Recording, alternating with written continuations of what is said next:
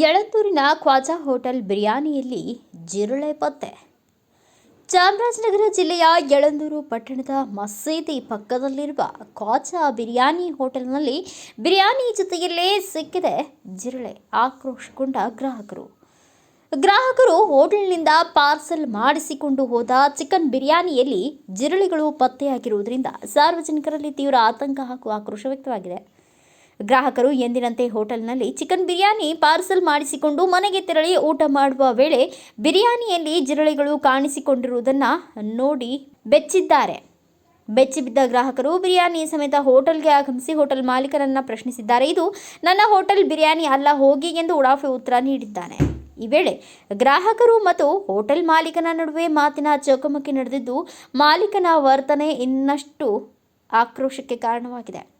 ಸತ್ತರೆ ಸಾಯ್ತಾರೆ ಎಂದು ನಿರ್ಲಕ್ಷ್ಯದ ಹೇಳಿಕೆ ನೀಡಿದ ಹೋಟೆಲ್ ಮಾಲೀಕ, ಸಾರ್ವಜನಿಕರ ಪ್ರಾಣಕ್ಕೆ ಬೆಲೆ ಇಲ್ಲವೇ ಎಂದು ಗ್ರಾಹಕರ ಆಕ್ರೋಶ.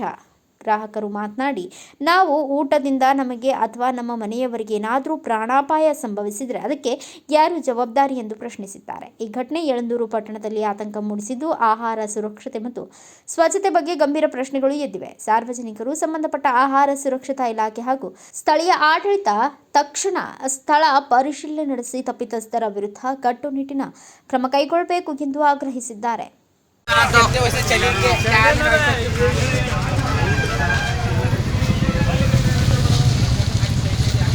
ಯಾವಾಗ ತಗೊಂಡೋಗಿದ್ದು?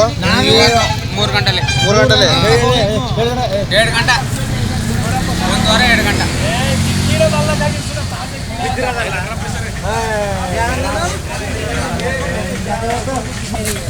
ನಾವು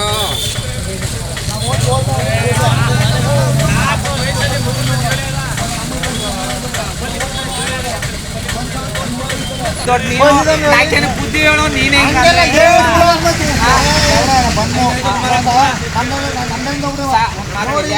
ರೈಸ್ ನೋಡ್ಬಿಟ್ಟು ಒಂದು ಅಂದಾಜಿನ ಗೊತ್ತಿರ್ತಾ ಹೊರ್ತು ಬೇಕು ಅಂತ ಹೇಳಲ್ಲ.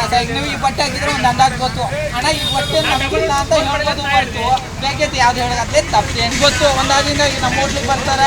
ನಾವು ಯಾರೇ ತಿಂದಿವಿ ಅವ್ರಿಗೇನೆ ಒಂದು ತಿಂಗಳಲ್ಲಿ ಯಾರಿಗೆ ಏನು ಹೆಚ್ಚು ಕಮ್ಮಿ ಇರುವ ಇವನೇ ಕಾರಣ.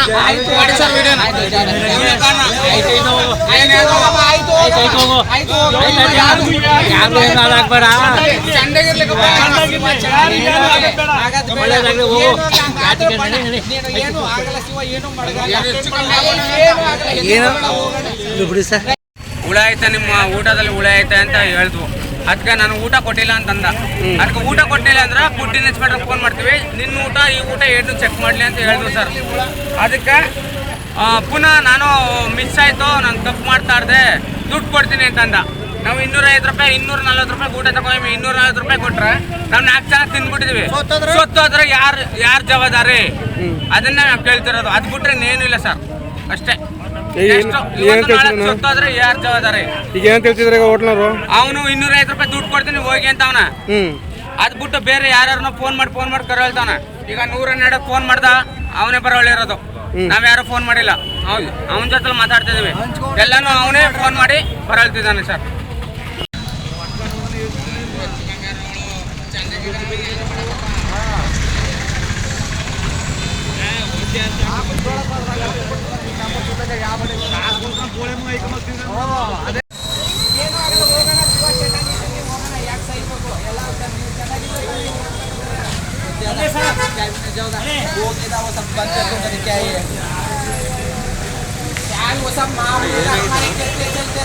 ಊಟದಲ್ಲೇ ಹುಳ ಆಯ್ತಾ? ಬ್ಯೂರೋ ರಿಪೋರ್ಟ್, ಸ್ವಾಮಿ ಪಳೆಪೇಟೆ, ಭಾರತ ವೈಭವ news, Yelandur. Thanks for watching. Read, discuss and debate with editor Dr. Yan Prashant Rao. Wanted reporters in print, digital and visual media for Bharat Vaibhav Daily Newspaper, BV News 5 Channel and BV Fast Web News from all the talukas of Karnataka, Goa and Maharashtra. If interested, send your resume to 9019229369.